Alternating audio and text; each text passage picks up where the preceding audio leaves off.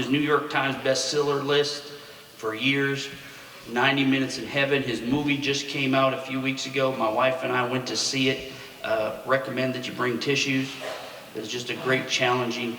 To stand publicly and declare the salvation of the Lord. Don has endured so many things. He spent 13 months in a hospital bed, was told he would never walk again, and 34 surgeries.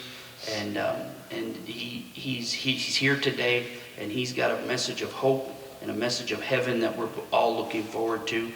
He has books over here that he's going to stay for a few minutes after. He's got an urgent family matter he needs to take care of, but he'll be here for a few moments to sign books. And Don, thank you again for being here. And he and I got to visit yesterday, and we're honored by you. We're thankful for the testimony that you've declared all over the world, 50 different countries, and just thank you for what you do. And ladies and gentlemen, please let's give a good CONROE, Montgomery County, Texas welcome to Pastor Don Piper.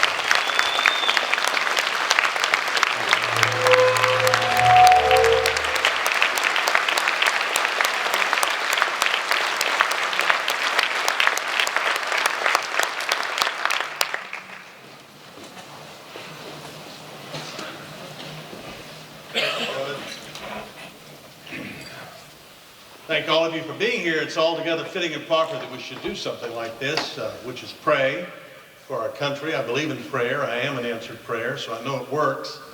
So it's delightful to be here. I want to honor all those who served in public service and those who serve our country. Thank you, all of you, for being here. We all serve in some way or another, don't we? But we should, and so thank you. Thank you, Judge, for allowing me to be here. It's a great honor to speak to you today. It is an extraordinary day for me. I got a phone call this morning at 5:30. I thought it was my alarm. It was my wife telling me that her father had just died. So if you knew my father-in-law, we've been married, Eva and I, for 42 years, you'd know that he'd wanted me to do this. And so I covet your prayers the next few days in particular as we tend to a great man, funeral services, Eldon Pentecost. I married a Pentecost. That's her maiden name. And he was a Baptist deacon. How about that? I'm going to share a little testimony with you today, and it's also fitting and proper that we should do that today. Yes, it is a movie. It's kind of bizarre. I haven't got over the fact that my life is for sale at Walmart. But now it's a movie. It'll be out in just a few weeks in pay-per-view. It's just about completed its theatrical run, and DVDs and Blu-rays and all that for Christmas. But it is strange. The man who plays me in the movie is a young man named Hayden Christensen. Hayden has starred in 3 or 4 of the Star Wars movies. The new one is about to come out, and Hayden played Anakin Skywalker, who is Darth Vader. So my kids have started calling me Darth Preacher now. Eva my wife is played by Kate Bosworth, very famous actress, very beautiful actress. And Senator Fred Thompson is in the movie, and Dwight Yoakam is in the movie, and Michael W. Smith, if you follow Christian music, one of the great songwriters of the past 20 or 30 years. In fact, he'll be up here at the Woodlands with Amy Grant in just a few weeks. Michael W. Smith is in the movie and wrote the music for the movie with his son. So we're very proud of it. Very difficult for us to watch because we lived it. Watching it reminds us of kind of what happened 26 years ago, not very far from here. A lady walked up to me with this book not long ago and handed it to me. And it was in bad shape. It was all torn up, very dirty. I almost commented on the condition of the book. I'm glad I didn't. She said, "Would you sign my book?" I said, "Yes, and I'll sign books after we finish this breakfast together." There are large print books and children's books and audio books. I'm signing the book, and like I said, it's all torn up. And she said, "This is my daughter's book." I said, "Oh, okay, it's your daughter's book." She said, "Yes, it was in her backpack when she got off the school bus and was run over and killed." I said, this is your daughter's book? And she said, yes. I said, was your daughter a follower of Jesus? She said, yes. Very devoted to the Lord. In fact, she was an inspiration to me. I said, yes, ma'am. I'm sorry for your temporary separation from your little girl. It is real, but it will not last. She said, I couldn't bring myself to read it for a while. And then I finally picked it up and I began to flip through it. Like I said, I didn't know she owned it. And I realized my daughter had written all sorts of things in your book. She had underlined scriptures. She had drawn arrows. She wrote things in the margin. It was like she was talking to me. When I got through reading your book, Mr. Piper, I realized I was not ready to go to heaven myself. So I gave my heart to Jesus. I know where I'm going now.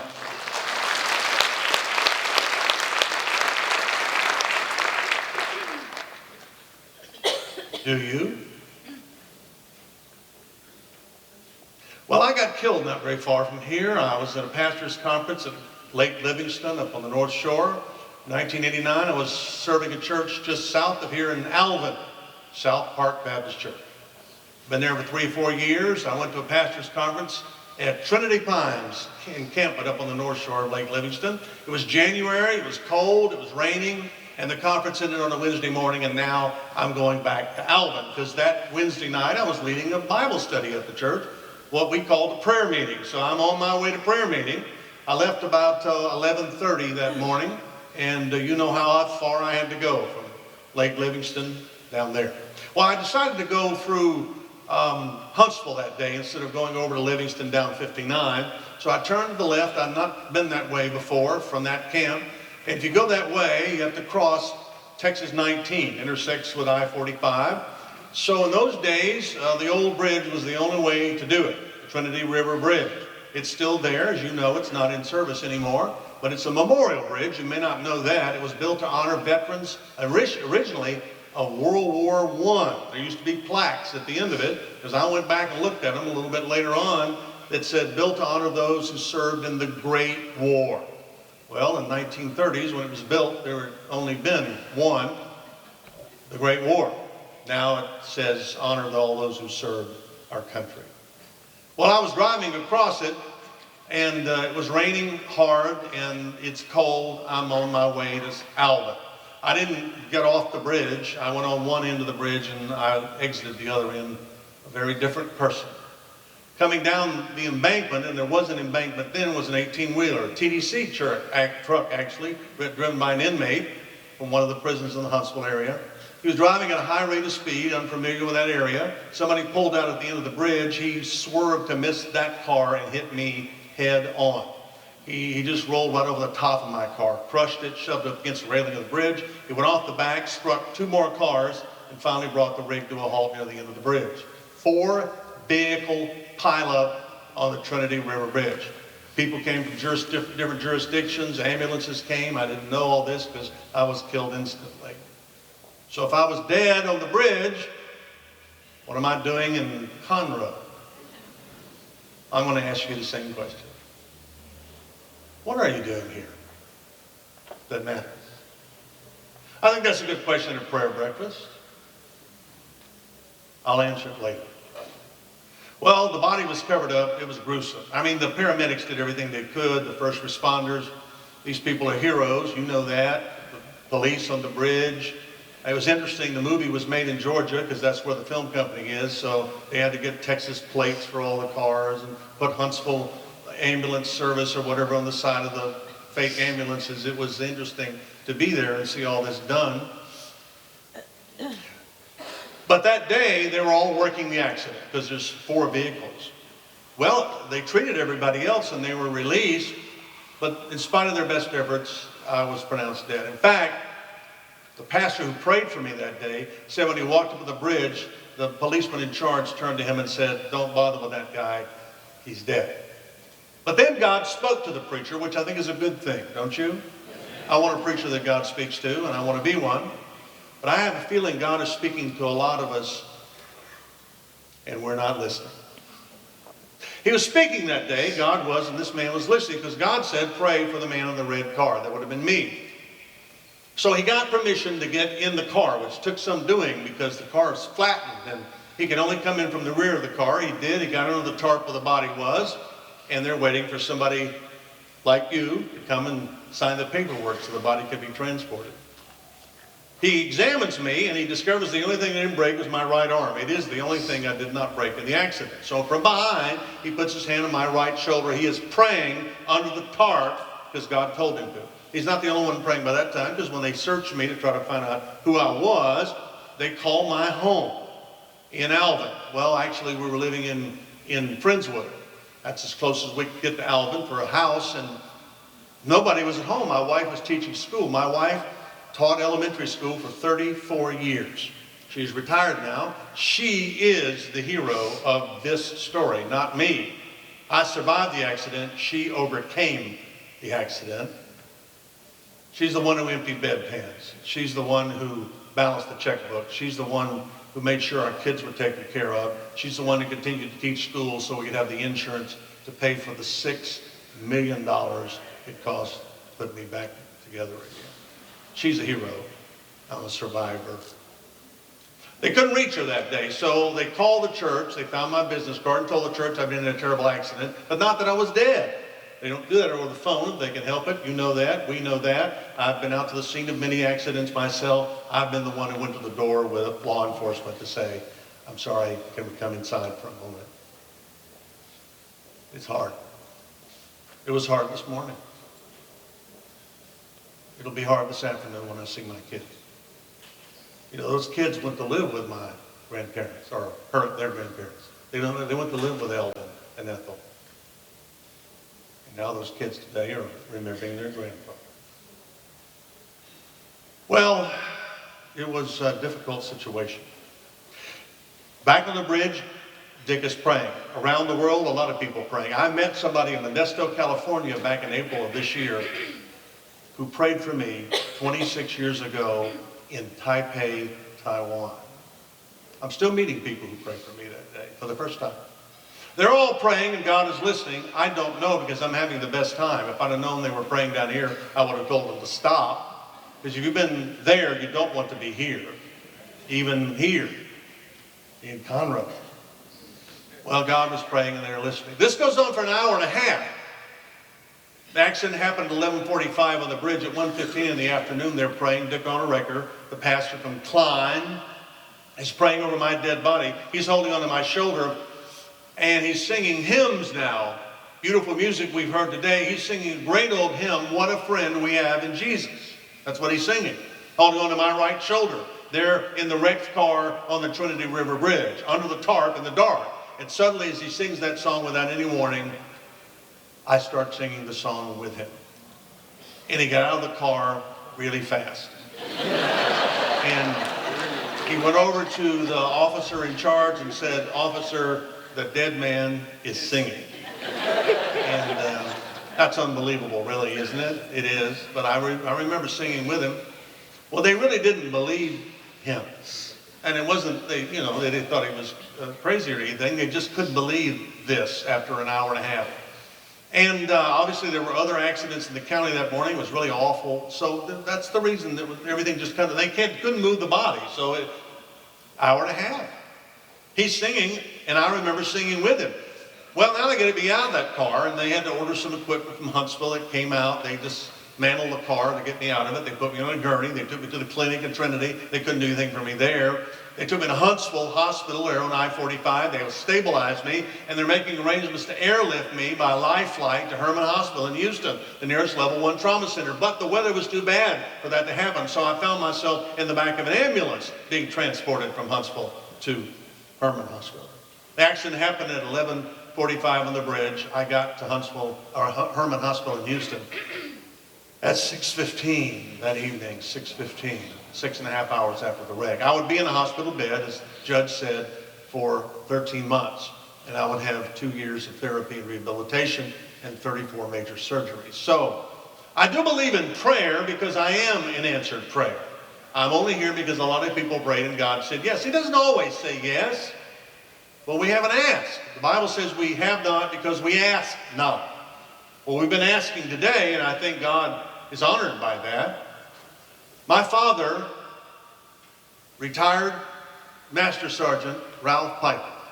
I was born in an Army hospital. I thought my dad had me so I could polish boots and brass for the first 14 years of my life, because I polished a lot of them. So did my brothers. My father fought in World War II, Korea, and Vietnam. He had a chest full of medals to show for it. My father was an authentic American hero. He would drive from Bossier City, which is where we lived before we came to Texas, to Herman Hospital to see me sometimes 2 or 3 times a week with my mother. My mother hardly ever came in the room. She couldn't bear to look at me. I had lost this arm in the accident. It had been twisted off. All the bones in this arm are actually transplants from my right pelvis. All the skin on this arm came from my right leg. Medical people have a wonderful knack for finding things you didn't even hurt and hurt that for you to fix the other stuff. I lost 4.5 inches of my left femur. That part of the leg was just lying on the floorboard of the car. I was told I would never walk again. Within about 3 or 4 days of the accident, I developed double pneumonia, very deadly. Doesn't matter what your other injuries are, double pneumonia. They were either going to remove what was left of my leg, or they were going to try a new experimental device that had only been patented 3 weeks before my accident in this country, from Siberia in the Soviet Union. It's a bone-stretching device. It involves breaking your leg in another place, putting stainless steel halos around your leg, and turning screws on those halos 4 times a day to stretch the new part of the leg to close the gap and grow some new bone. It's a hideous device. It is more painful than I have words to describe. You have 30 open wounds in your leg. I worked for a year there in St. Luke's Hospital when I was moved over there. Eventually, it was a long, dark night. It was a nightmare, really. I can't tell you what it was like to lay in that bed every day with this thing on, having screws turned, and the thing on my arm, and my right leg was broken too, and I was impaled on the steering wheel, so I had chest injuries. I have brain damage. My wife still thinks I have brain damage, and it works out pretty well sometimes. So you guys know what I'm talking about, don't you? Well, my dad would come by and see me, and he would see all these things, but he'd seen everything. If you've been to Vietnam, you've seen everything. If you were in World War II, you've seen everything. If you were in Korea, you've seen everything. My dad would sit down at the foot of the bed, and he would talk about cars, and he would talk about football. But one day there on the 21st floor of St. Luke's Medical Tower in Houston, my dad, the old retired Master Sergeant with arthritis in both of his hands, walked around the side of my bed. He took hold of my hand, the only thing I didn't break. My father leaned down and said this into my ear: "Son, I would give anything to trade places with you." That's my dad. I might have been a 38-year-old man, but as far as he was concerned, I was his little boy. He hated to see me hurt like that. I understand. I'm a father and a grandfather. I get it. I got better, and he got worse. All those injuries, all the shrapnel, all the Agent Orange, everything caught up with him. And I found myself going from Houston to Bossier City to see him in his house and in the hospital and in hospice, and then the old war heroes home they have up there. He deserved to be there. And I held his hand. Instead of being 190 pounds and carrying a refrigerator on his back, my dad now weighed 100 pounds in a fetal position, and I'm holding his hand. My mother sitting beside him like she did every single day. 61 years they were married. My mother said after I left, my brothers would visit, and she said there was nothing they could give him that made him feel better than one of his children coming and talking to him. Let me suggest this today, here at a prayer breakfast. God wants to hear from his children. That's what prayer is. When's the last time you talked to him? Really, talk to him. I'm not just talking about asking for stuff. I'm talking about having a conversation with God. I know it works. I'm here because of it. I didn't have anything to do with my survival. People prayed and God said yes. I may not look like much, but I am an answered prayer. It works. And God's calling us to prayer here in this country, here in this state, here in this city, here in this area. I believe in miracles. I think God's still in the miracle business. I know because I am a miracle. I was killed in a head-on collision. I lost my left leg. This arm was in the back seat. I put it up in the air when the truck was coming for me, and the truck took it into the back seat.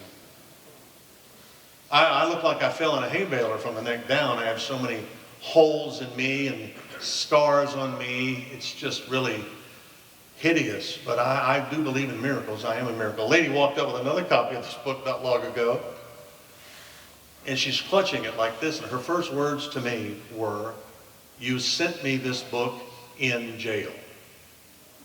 I said, "Ma'am, we send a lot of books to people who are incarcerated. It's the only way they can get books. Nobody can take one to them. But when they order it directly from us, we can send it to them," and we do. We don't ask any questions. She said, "Well, you sent me this book. I was in for my 6th DUI. I hit the bottom. I'm in my 60s. I didn't have any community service. I couldn't do probation. I was in jail. I was as low as you could go, Mr. Piper."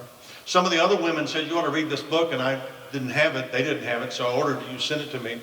And I read it, and I knew that I had to find a new normal like you did. You were never going to be the way you were before, and I had to find a way like that, and I had to overcome that like you had to overcome all the stuff that you had to do. And she said, I hope you'll pray for me, Mr. Piper." We were standing in a church when we were having this conversation. She said, "Because 2 weeks from today, in this very church where we are, I'm going to start teaching Celebrate Recovery for addicts." I said, "Who better than you?" I think God's still in the miracle business. I think that's important because if you live long enough, you're going to need one. I know God works miracles. I am a miracle. I walked into this place on my own 2 legs. When I'm finished, I'm walking out. This is that arm. I believe in miracles. Remember that sometime, because you're going to need to. I did have to find a new normal because I was never going to be the way I was before. Not emotionally, not psychologically, not physically, not any other way. I went on one end of that bridge, a 38-year-old husband, and a father of 3 children, and a minister at a church in Alvin. And I went off the other end of the bridge, broken, destroyed, never to be the same again. We're all doing that one way or another, going on one end of a bridge and exiting on the other, different people. I hope you don't have to get by a truck to figure that out. I hope that you'll take stock. And this morning is a great opportunity to do just that, about where you are in your relationship to God, where you are in relationship to your city, in your service to the community, where you are in your relationship to the state, the great state of Texas, where you are in relationship to this country. Thank God for your service, but there's more to do, much more to do. There's a lot of ladies who are in jail. There's a lot of mothers who have lost their daughter in a wreck. There's a lot of people who need you. Help us to be sensitive to those around us. When the big truck struck me, I was standing at the gates of heaven. I didn't go in a long tunnel. There wasn't a bright light at the end of the tunnel. I was standing at the gates. The Bible tells us in Revelation 21 there are 12 gates. I was at one of the gates. It looks like the inside of an oyster. It really is a gate made of pearl. It was dazzling. It was brilliant. I thought it was alive, but I think the light in heaven reflected off of it made it look that way. In heaven, there is no sun, there is no moon, not necessary. God illuminates heaven with his glory and majesty. And in heaven, Jesus receives an additional name. He's also called the Lamp of God, L-A-M-P. So we'll bask in the glow of God Almighty and Jesus the Son. I'm looking at this gate, I'm panning down, I'm looking at a host of characters that are standing in front of me. I knew them all, I didn't see anybody I didn't know. There were people inside that did not come out to greet me, but these people knew I was coming. I don't believe you sneak up on heaven. I think everybody there knows who's coming. I do. I mean, the Bible says when we trust the Lord, that our names are written in a registration book up there called the Lamb's Book of Life. They're expecting us. So we don't say, people don't miss you in heaven, they expect you if you're going. Well, I was going, I just wasn't planning to die that day. Hey, none of the people who met me at the gates of heaven were planning to die the day they died either. My grandfather was standing in front of me, Joe. One of my sons is named after him, Joe. I loved him. I was very close to him. My dad was always off serving Uncle Sam, but Papa never left us. And he was a carpenter. He was illiterate. He couldn't read or write, but he could take lumber and nails and build places like this. I saw him do it with my own eyes. I thought he was a genius. I adored him, and then one day he had a heart attack and died. I rode with him in the ambulance at the hospital. I was the one standing outside when they came out and said, we did everything we could. We lost him. I got a lot of broken bones. Nothing hurts like a broken heart. You've all lost somebody you love very much. It's heartbreaking.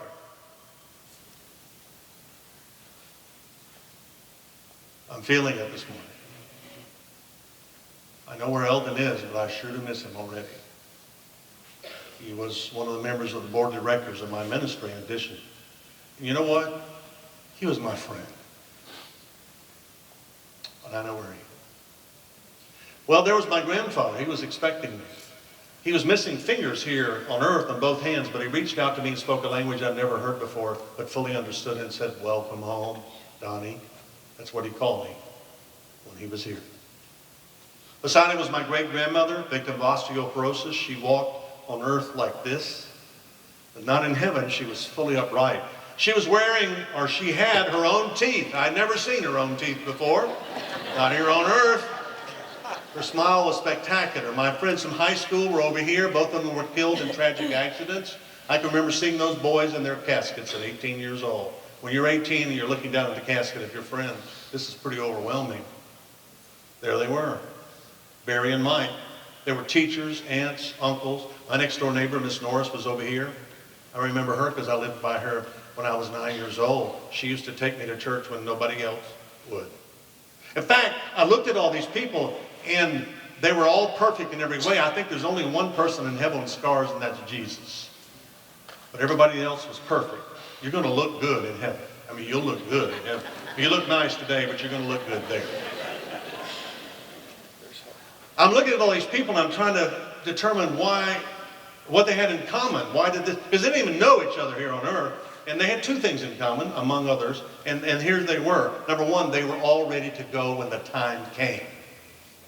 Many of you in this room deal with untimely deaths.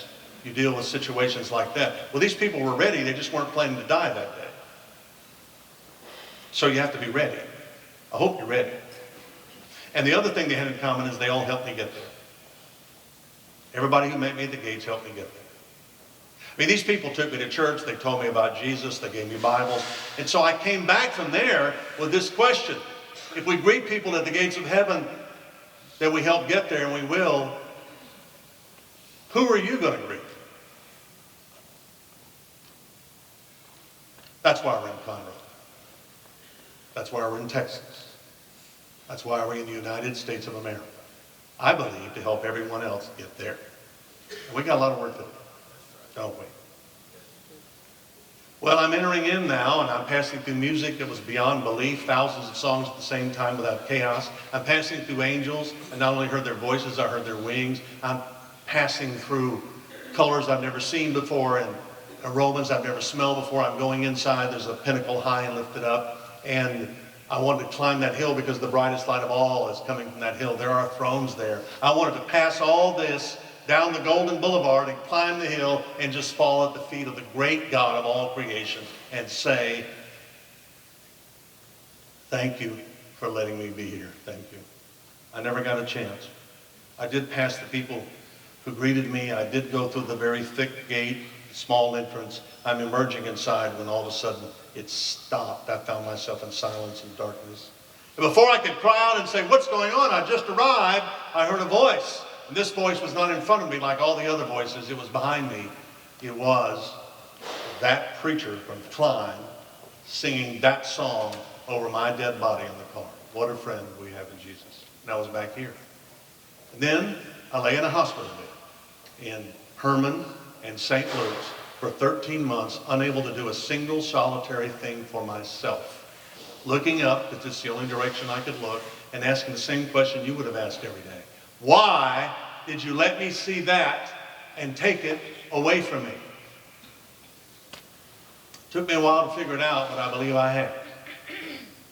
So I could be in CONROE today and tell you to your face, heaven is real. And I believe Jesus is the way. He said he was. I am the way, truth, and the life. So I believe in answered prayer. Here we are gathered at this auspicious occasion of prayer breakfast. I believe in prayer. I am a prayer. I know it works. I believe in miracles. And if you live long enough, you're going to need one. God is the God of miracles. And I believe in new beginnings. You may be knocked down, but you don't have to be knocked out. I mean, I'm beaten up, and I'm not beat. Neither are you unless you choose to be. It's a decision. You have to decide. And I believe in heaven. I may not see you again here. I've seen some of you before, and it's always good to see you again. But I'm mindful of the last time I was in Eldon's house just a few weeks ago.